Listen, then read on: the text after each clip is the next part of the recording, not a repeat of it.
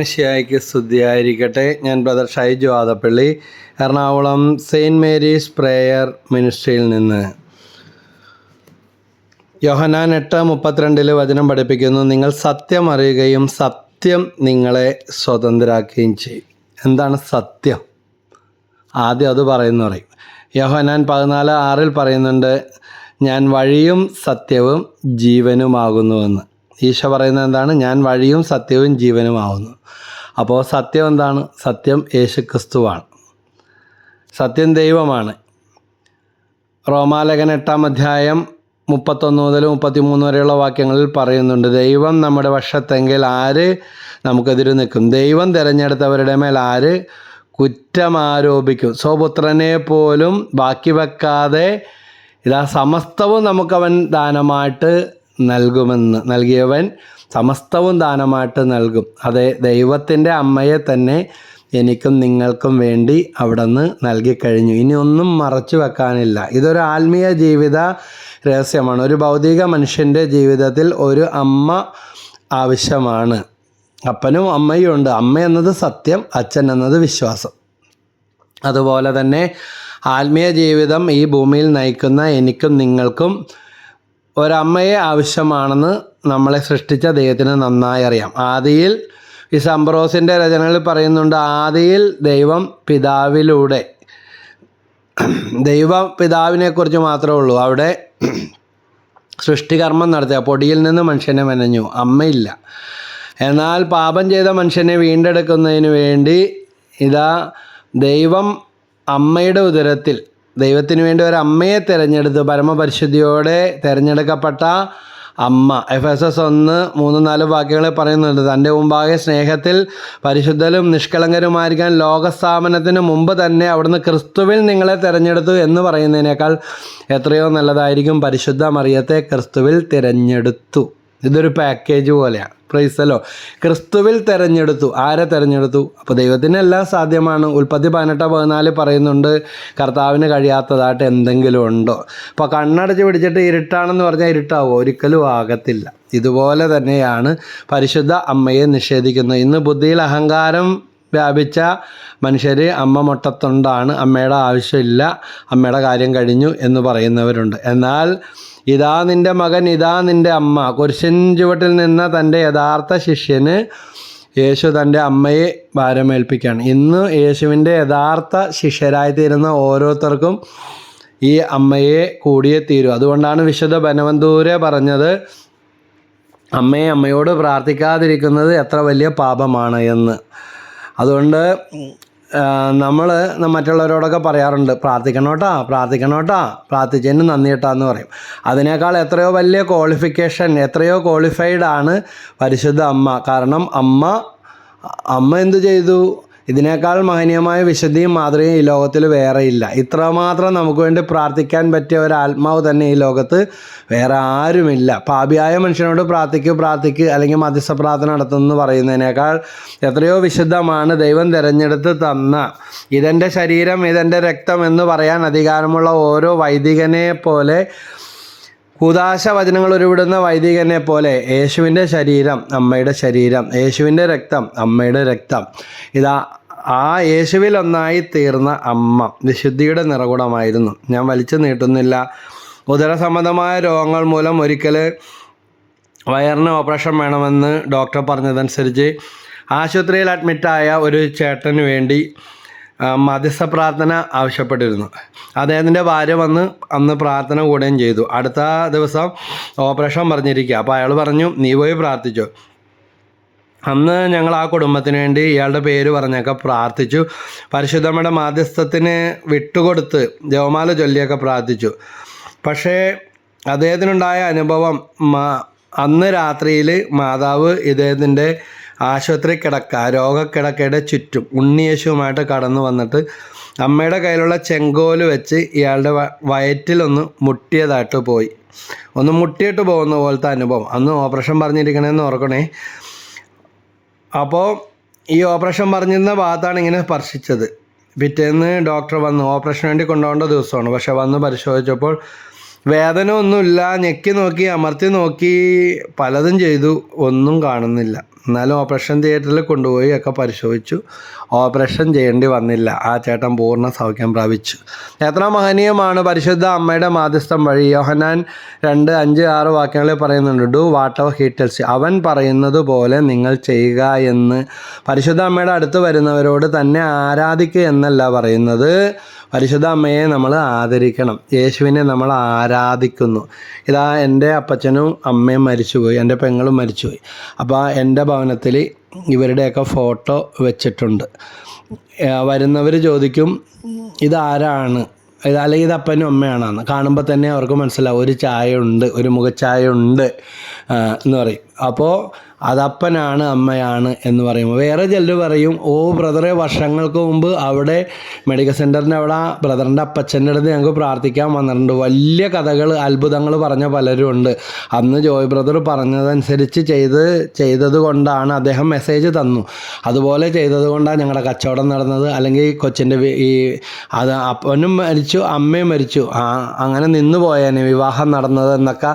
ഈ കല്യാണം എടുക്ക്, ഇത് നടക്കും. അപ്പോൾ എങ്ങനെ നടക്കും? ഞങ്ങളുടെ കയ്യിലൊന്ന് ഈശോ നടത്തും, ഈശോയും മാതാവ് ഔസേപ്പ് പിതാവും സഹായിക്കും എന്ന് പറഞ്ഞ് അധികാരത്തോടെ പറഞ്ഞു വിട്ട, വീട് പണി ആരംഭിക്കുക, ഇപ്പോൾ ആരംഭിച്ചോ അത് തീർന്നോളും എന്ന് പറഞ്ഞ് ശാസന രൂപേണയൊക്കെ പറഞ്ഞ് ഞങ്ങൾക്ക് അത്ഭുതമായിപ്പോയി എന്ന് അവർ തന്നെ ഇപ്പോഴും പറയുന്ന, ഇത് ബ്രദറിൻ്റെ അപ്പച്ചനായിരുന്നല്ലേ, അറിയില്ലായിരുന്നു എന്ന് പറയും. അപ്പോൾ എവിടെ നമ്മുടെ അപ്പനും അമ്മയും ആദരിക്കപ്പെടുന്നുവോ അവിടെ മക്കൾ അതിനേക്കാൾ ആദരവുള്ളവരായി തീരുകയാണ് ചെയ്യുന്നത്.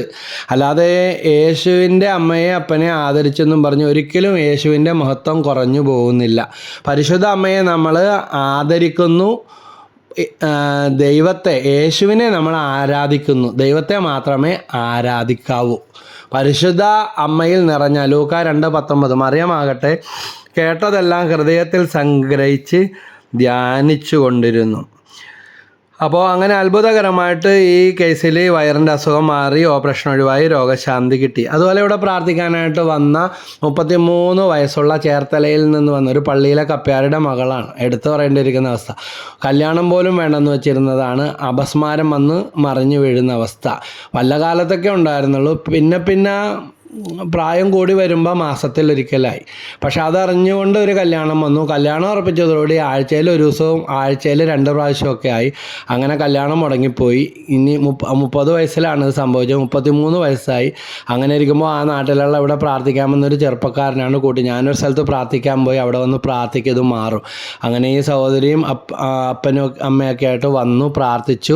5 ആഴ്ച വചനം കേൾക്കാൻ പറഞ്ഞു. കൗൺസിലിംഗ് എടുത്തു. കൗൺസിലിംഗ് കഴിഞ്ഞപ്പോൾ വീണ്ടും അന്ന് തന്നെ ഇവിടെ വെച്ച് തന്നെ മറിഞ്ഞു വീണ് ഭയങ്കര അസ്വസ്ഥയൊക്കെ ഉണ്ടായി.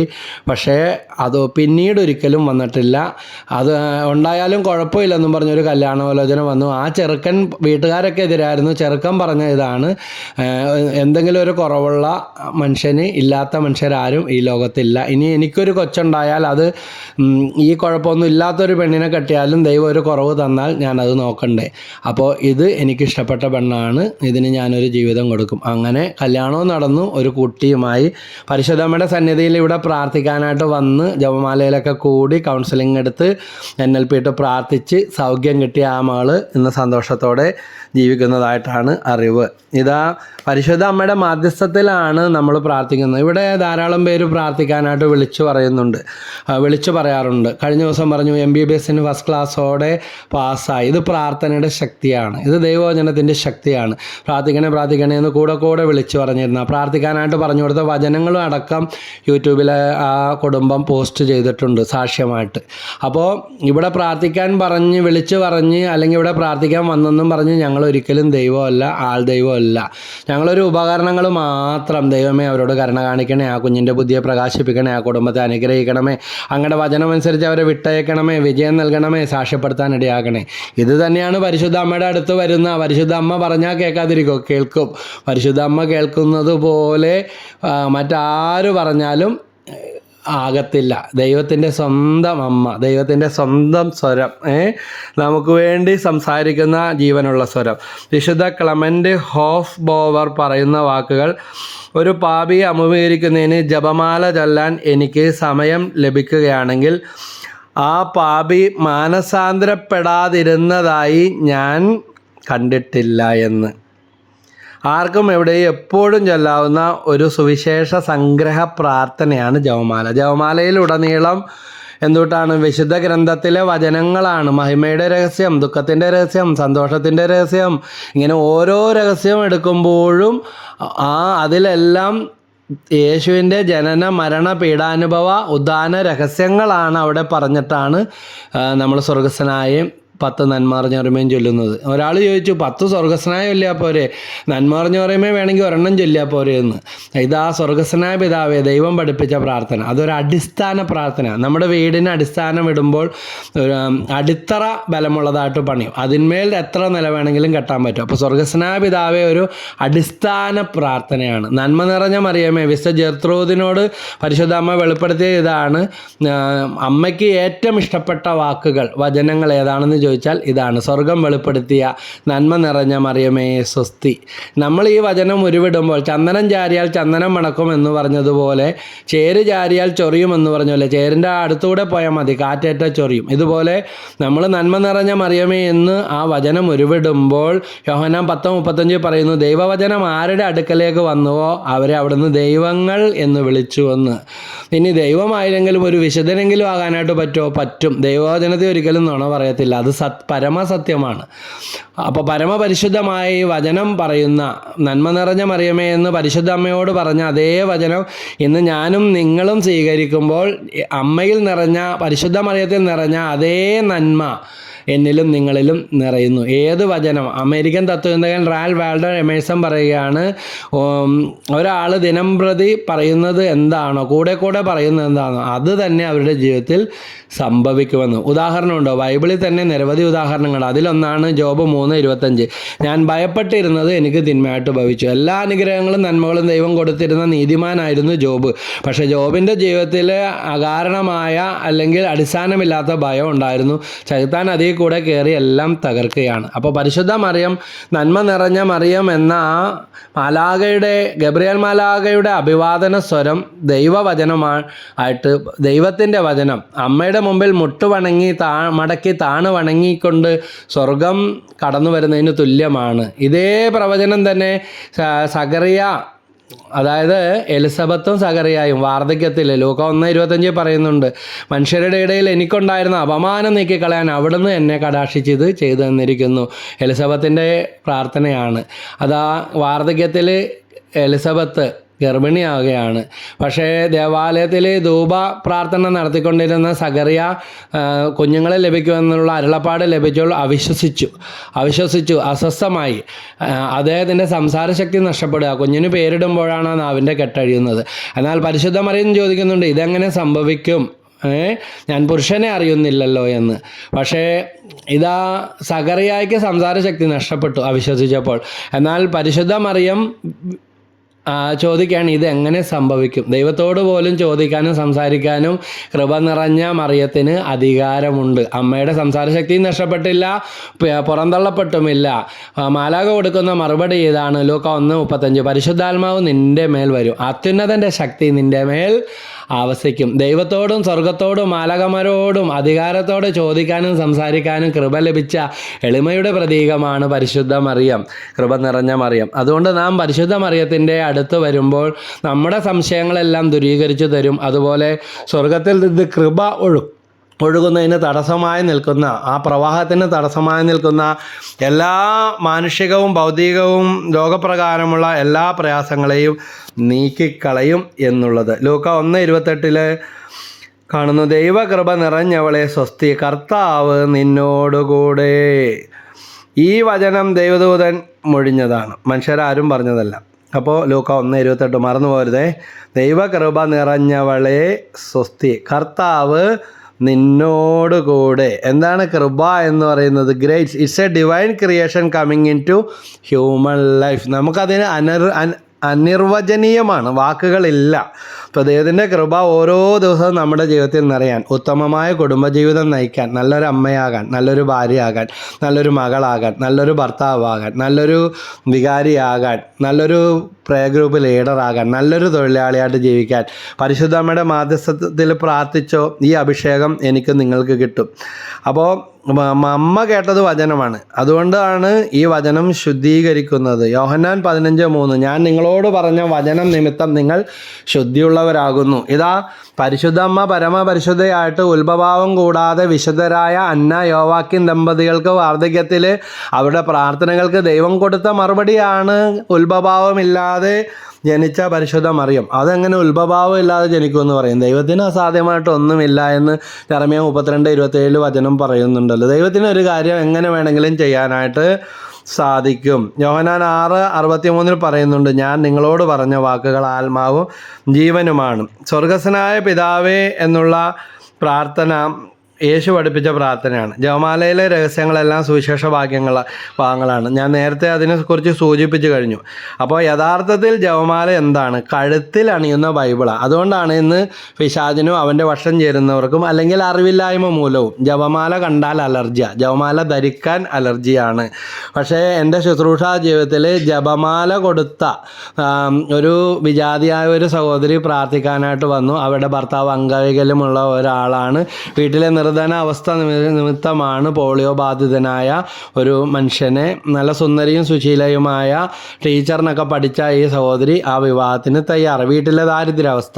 കർത്താവിൻ്റെ വചനം കേൾക്കാൻ പ്രാർത്ഥിക്കാനായിട്ട് വന്നു. ഒരു ജോലിയില്ലാതെ വിഷമിക്കുന്ന ഈ സഹോദരി അങ്ങനെ വന്ന് നിയോഗം വെച്ച്, പ്രത്യേകിച്ച് പരിശുദ്ധ അമ്മയെക്കുറിച്ചുള്ള വചനങ്ങളൊക്കെ കേട്ടപ്പോൾ ആ മകളുടെ ഹൃദയത്തെ ദൈവം തൊട്ടു. വചനം വെച്ച് പ്രാർത്ഥിച്ചപ്പോൾ ആരോ പറഞ്ഞതനുസരിച്ച് ഇത്രയും നാൾ എക്സ്പീരിയൻസ് പോലും ഇല്ല, കിട്ടാത്ത ഒരു ജോലി ആ സ്കൂളിൽ ചെന്ന് അന്വേഷിച്ചപ്പോൾ ഹിന്ദിയാണ് പഠിച്ചിരിക്കുന്നത്. അങ്ങനെ ഹിന്ദി അധ്യാപികയായിട്ട് നല്ലൊരു സ്കൂളിൽ 1,00,000 കൊടുക്കാതെ ആ മകൾക്ക് ജോലി കിട്ടിയെന്ന് വന്ന് സാക്ഷ്യപ്പെടുത്തി.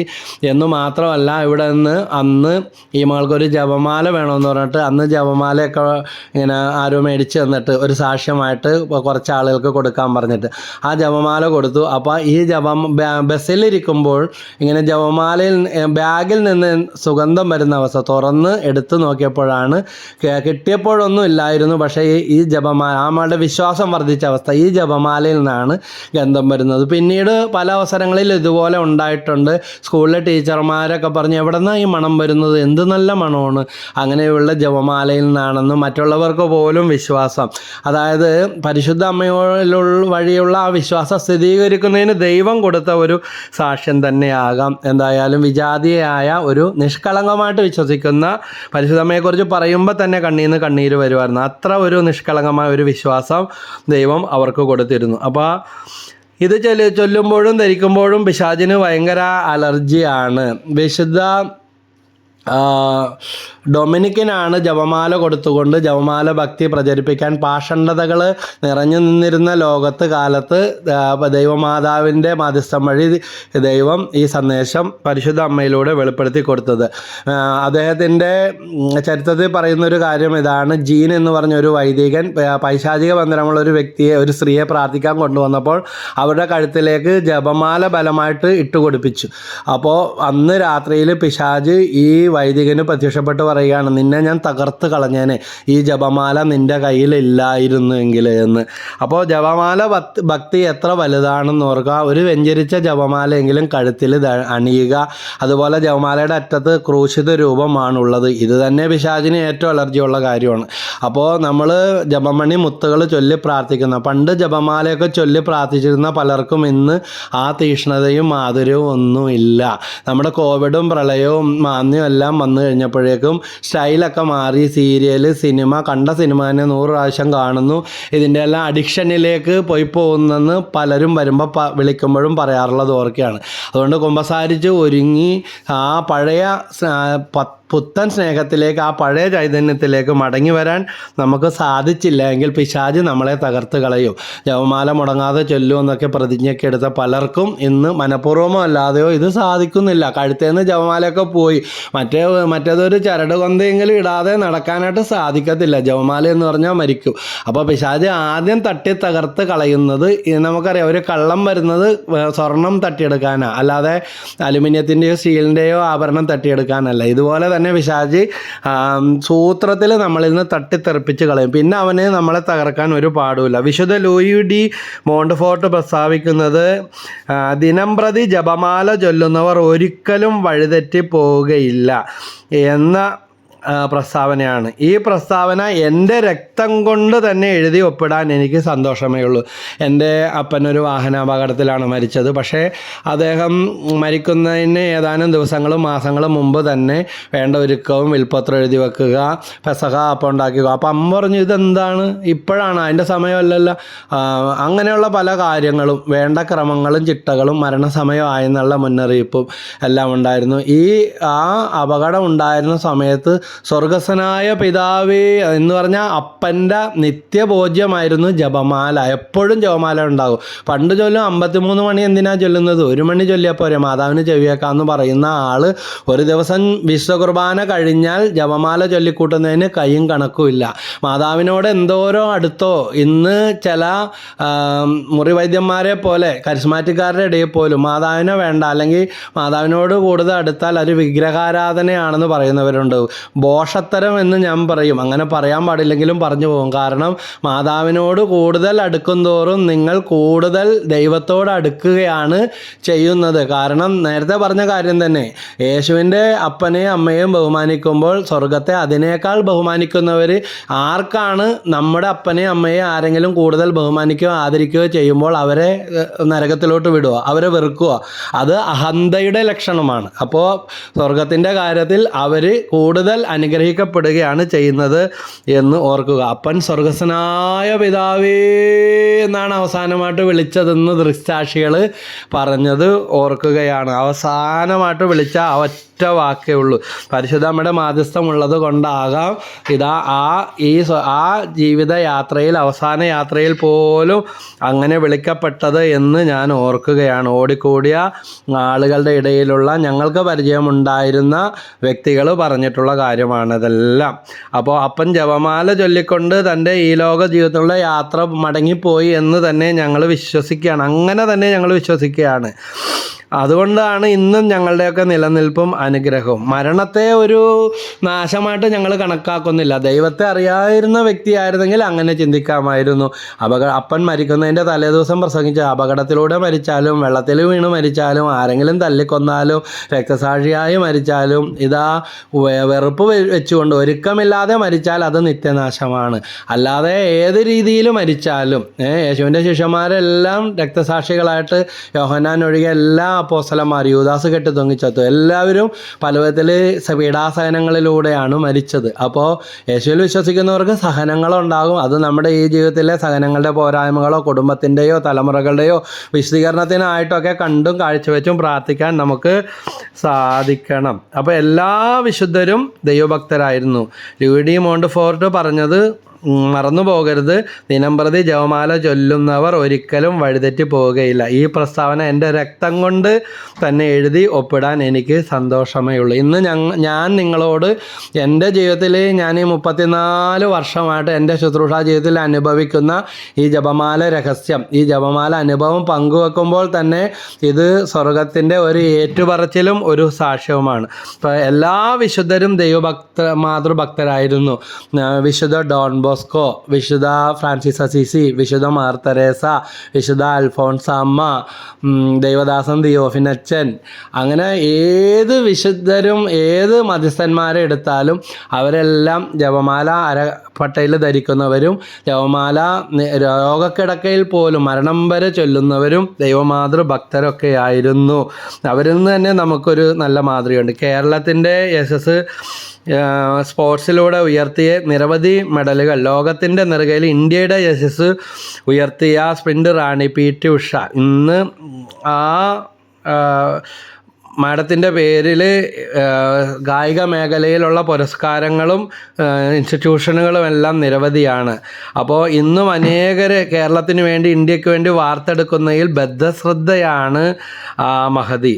അപ്പോൾ അവർ നമുക്കെല്ലാം മാതൃകയും ആവേശമാണ്.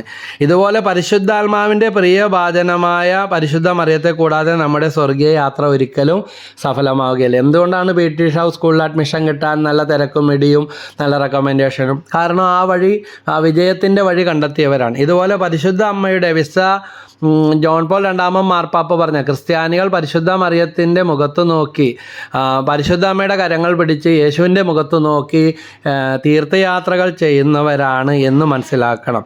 അപ്പോൾ ദൈവം തിരഞ്ഞെടുത്ത പരിശുദ്ധ അമ്മ, നമുക്കറിയാം ഈ ഗൾഫ് രാജ്യങ്ങൾ ഒരു കാലത്ത് ദാരിദ്ര്യം കൊണ്ട് വീർപ്പ് മുട്ടിയിരുന്നതാണ്. പക്ഷേ അന്നും അവിടുത്തെ ഭൂമിക്കടിയിൽ കടലിനടിയിൽ വില പിടിച്ച ക്രൂഡ് ഓയിൽ ഉണ്ട്. പക്ഷെ അത് കണ്ടെത്തി ഉപയോഗിക്കാനൊന്നും സാധിച്ചിരുന്നില്ല. അത് കണ്ടെത്തിയപ്പോഴാണ് ഈ രാജ്യങ്ങളുടെ ദാരിദ്ര്യവും കഷ്ടപ്പാടെല്ലാം മാറി വലിയ ഭൂപ്രകൃതിയും സമ്പത്തും മനുഷ്യവിഭവമുള്ള രാജ്യങ്ങളെക്കാൾ സമ്പന്നതയിലേക്ക് ഈ ഗൾഫ് രാജ്യങ്ങൾ കടന്നു വന്നത്. നമ്മുടെ മക്കളും നമ്മുടെ നാട്ടുകാരെല്ലാം ഇന്ന് ഗൾഫ് എന്നുള്ള ജ്വരമാണ്. അങ്ങോട്ട് ജോലിക്ക് വേണ്ടി ഓടുന്നതും അവിടെ നിന്ന് വരുമാനങ്ങൾ ഉണ്ടാക്കുന്നതും. അപ്പോൾ ഇതുപോലെ പരിശുദ്ധാത്മാവിൻ്റെ രഹസ്യങ്ങളും പ്രവർത്തനങ്ങളും മനസ്സിലാക്കണമെങ്കിൽ ആ വഴി സഞ്ചരിച്ച, ആ നിധി തിരിച്ചറിഞ്ഞ പരിശുദ്ധ മറിയത്തെ നമ്മൾ കൂട്ടുപിടിക്കണം.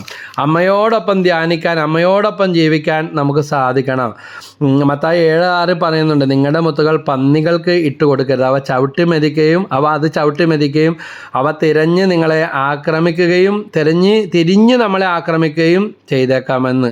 പരിശുദ്ധ മറിയത്തോളം മാധ്യസ്ഥ തള്ളിപ്പറയുന്നവരുടെ കൂടെ നടക്കുകയും ജപമാല മുത്തുകൾ വേണ്ടെന്ന് പറയുന്നവരുടെ വാക്കുകൾ ചെയ്യുമ്പോഴെല്ലാം സാത്താൻ്റെ ചവിട്ടും തൊഴിയും ഉറപ്പാണ്.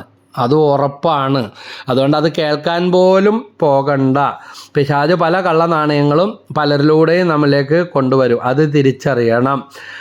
അപ്പോൾ വചനം വ്യാഖ്യാനിക്കണമെങ്കിൽ പാരമ്പര്യം കൂടിയേ തീരൂ. ഇത് സഭയിലാണുള്ളത്. പാരമ്പര്യത്തിലൂടെ കൈമാറിയ വചനങ്ങളാണ് ബൈബിളിലുള്ളതെന്ന് ഓർക്കണം. കാരണം ബൈബിൾ പിന്നീടാണ് എഴുതപ്പെട്ടത്. അതിനുള്ള അധികാരം കത്തോലിക്ക സഭയ്ക്കാണ്. മറ്റുള്ളത് പലതും അതിന് ശേഷം പകർത്തിയെടുത്തതും മോഷ്ടിച്ചെടുത്തതും വേറെ മാറ്റിയെടുത്തതും ഒക്കെയാണ്. അപ്പോൾ ഗലാത്യ 1:8 ഇത് വ്യക്തമായിട്ട് പറയുന്നു, ഞങ്ങൾ നിങ്ങളോട് പ്രസംഗിച്ചതല്ലാതെ ഒരു സുവിശേഷം ആരെങ്കിലും നിങ്ങളോട് പ്രസംഗിച്ചാൽ അവൻ ശപിക്കപ്പെട്ടവനാകട്ടെ എന്ന്. അപ്പോൾ ശപിക്കപ്പെട്ടത് സ്വീകരിക്കുന്നവന് ശപിക്കപ്പെട്ടത് തന്നെയാണ്. ശപിക്കപ്പെട്ടവരാകാൻ വേണ്ടി ഉള്ളതല്ല നമ്മുടെ ജീവിതം. സഭയോട് ചേർന്ന് നിൽക്കുക, പരിശുദ്ധ അമ്മയുടെ മാധ്യസ്ഥയോട് ചേർന്ന് നിൽക്കുക, അമ്മ ചൂണ്ടിക്കാണിച്ചു തരുന്ന ആ ദൈവമഹത്വത്തിലേക്ക് കടന്നു വരാം, യേശുവിനെ ആരാധിക്കാം, പരിശുദ്ധ മറിയത്തെ നമുക്ക് ആദരിക്കാം, നമുക്ക് ബഹുമാനിക്കാം, അമ്മയുടെ മധ്യസ്ഥ നമുക്ക് പ്രാർത്ഥിക്കാം. കാരണം എല്ലാവർക്കും വേണ്ടി മധ്യസ്ഥ പ്രാർത്ഥനകൾ, യാചനകളും ഉപകാരസ്മരണങ്ങളും എല്ലാം കാഴ്ചവെക്കണമെന്ന് തിമോത്തിയോസിലെ ലേഖനത്തിലും കൊളോസോസുകാർക്ക് എഴുതിയ ലേഖനത്തിലെല്ലാം ആവർത്തിച്ചു പറയുന്നുണ്ട്. ഇന്ന് ലോർദിലും മെഡ്ജുഗോറിയയിലും ഗൊഡലുപ്പയിലും കഴിഞ്ഞ ദിവസം ഞങ്ങൾ വേളാങ്കണ്ണി പോയിരുന്നു. അവിടെ ഒരു വലിയ മ്യൂസിയം ഉണ്ട് പള്ളിയുടെ മുമ്പിൽ. പലർക്കും ഇത് അറിയില്ല. പലരും അല്ലെങ്കിൽ കടൽപ്പുറത്തും ബീച്ചിലേക്കും ഒക്കെ ഓടും.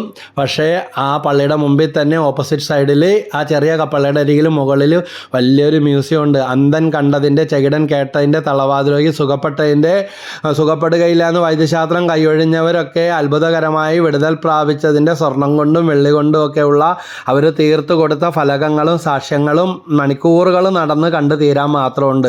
അതുകൊണ്ട് വെറുതെ കണ്ണുമടച്ച് കുറ്റം പറയുന്ന, തള്ളിപ്പറയുന്ന, വായിൽ വന്നതും വഴിയെ പോയതും കോതക്ക് പാട്ടെന്ന് പറയുന്നത് പോലെ പറയുന്നവർ സമയമുള്ളപ്പോൾ ഒന്ന് പോയാൽ ഇതൊക്കെ ഒന്ന് നേരിട്ട് കണ്ട് യോഹന്നാൻ 1:1 ഞങ്ങൾ കണ്ടതും സ്പർശിച്ചതും സൂക്ഷിച്ചു വീക്ഷിച്ചതുമായ ജീവൻ്റെ വചനത്തെക്കുറിച്ച് സാക്ഷ്യപ്പെടുന്നു. എല്ലാറ്റിനെയും പൈശാചികമെന്നും നിന്ദമെന്നും താറടിച്ച് കാണിക്കാതെ കണ്ണു തുറന്ന് കാണുക, കാത് തുറന്ന് കേൾക്കുക, ആ മഹത്വം തിരിച്ചറിയുക. അപ്പോൾ വല്ലാറുപാടത്തും വേളാങ്കണ്ണിയിലും കൃപാസനത്തിലും IMS അമ്മയുടെ അടുക്കലും എല്ലാം അവിടെ എല്ലാം പോകുമ്പോൾ കൊരട്ടിമുത്തിയുടെ അടുത്തും മനുഷ്യരുടെ കുറവുകളും ശുശ്രൂഷകരുടെ പോരായ്മയും നോക്കി നിൽക്കേണ്ട, ദൈവത്തിലേക്ക് നോക്കുക. ദൈവം തിരഞ്ഞെടുത്ത അമ്മ നിറഞ്ഞു കവിഞ്ഞ് സ്വർഗത്തിൻ്റെ അനുഗ്രഹങ്ങൾ അവിടെ വാരി വിതറുകയാണ് ചെയ്യുന്നത്. അമ്മയുടെ അടുക്കൽ മധ്യസ്ഥം തേടി വരുന്ന ആരെയും വെറും കൈയോടെ പോവുകയില്ല. ഈ പരിശുദ്ധ അമ്മയുടെ മാധ്യസ്ഥരുള്ള ഈ സെയിൻറ്റ് മേരീസ് പ്രെയർ മിനിസ്ട്രി 34 വർഷമായിട്ട് ഇന്നും അൽമായ ശുശ്രൂഷയാൽ ആരംഭിച്ച് ഇന്നും പൗരോഹിത്യ അധികാരത്തോട് സഭയോടും ചേർന്ന് നിന്ന് വചനപ്രഘോഷണ ശുശ്രൂഷയിലും പ്രേക്ഷിത പ്രവർത്തനങ്ങളിലും ഒക്കെ വിശപ്പിൻ്റെ വിളി എന്ന തെരുവിൽ അലഞ്ഞു നടക്കുന്നവർക്ക് ഭക്ഷണം കൊടുക്കാം. ഞങ്ങളുടെ കയ്യിലൊന്നുമില്ല, വെറും ഒരു പാവപ്പെട്ട കൂട്ടായ്മയാണ്. പക്ഷേ പതിനായിരങ്ങൾക്ക് എറണാകുളം പട്ടണത്തിൽ വഴിയരികിൽ കിടക്കുന്ന വിശന്നു വലയുന്ന ആരും പോലും ഇല്ലാത്ത, ആർക്കും വേണ്ടാത്ത, ബുദ്ധി സ്ഥിരതയില്ലാത്ത കുടുംബം ഉപേക്ഷിച്ച വീട്ടിൽ നിന്ന് ഇറങ്ങിപ്പോകുന്ന അങ്ങനെയൊക്കെ കഴിയുന്നവരെ കണ്ടെത്തി ജനമൈത്രി പോലീസിൻ്റെ സഹായത്തോടെ അവർക്ക് ഭക്ഷണപ്പൊതികളൊക്കെ എത്തിച്ചു കൊടുക്കാൻ സാധിക്കുന്നു. ഇത് ഞങ്ങൾക്കൊന്നും സാധിക്കുന്ന കാര്യമില്ല. ഇപ്പോഴും ചിന്തിച്ചാൽ നമ്മളിൽ കൂടെ ഇതൊന്നും നടക്കാൻ പോകുന്നില്ല. ഇതാ പരിശുദ്ധാത്മാവ് നിറഞ്ഞ പരിശുദ്ധ അമ്മ മലമ്പ്രദേശത്തൂടെ തിടുക്കത്തിൽ യാത്ര ചെയ്ത്, അതായത് പ്രതികൂലമായ യാത്രാ സംവിധാനങ്ങൾ, ഇന്നത്തെ പോലെ എയർബസും ഓടിയും പെൻസും ഒന്നുമില്ല. ആ ദൈവത്തിൻ്റെ അമ്മയായെന്നും പറഞ്ഞ് ഏറ്റവും ശ്രേഷ്ഠമായ യാത്രാ സംവിധാനമല്ല അമ്മ അന്വേഷിച്ചത്. തിടുക്കത്തിൽ മലമ്പ്രദേശത്തൂടെ യാത്ര ചെയ്തു പോയി തൻ്റെ ഇളയമ്മയായ ഏലീശ പുണ്യവതിക്ക് ശുശ്രൂഷ ചെയ്തു. അപ്പോൾ ഏലീശ പുണ്യവതി പറയുന്നുണ്ട്, എൻ്റെ കർത്താവിൻ്റെ അമ്മ എന്നെ സന്ദർശിക്കാൻ എനിക്ക് എങ്ങനെ ഭാഗ്യമുണ്ടായി. വേറെ എവിടെ പോയി ബൈബിളിൽ നോക്കണം? ഇതിനേക്കാൾ വ്യക്തമായിട്ട് ബൈബിളിൽ വേറെ എവിടെയാണ് ഉള്ളത്?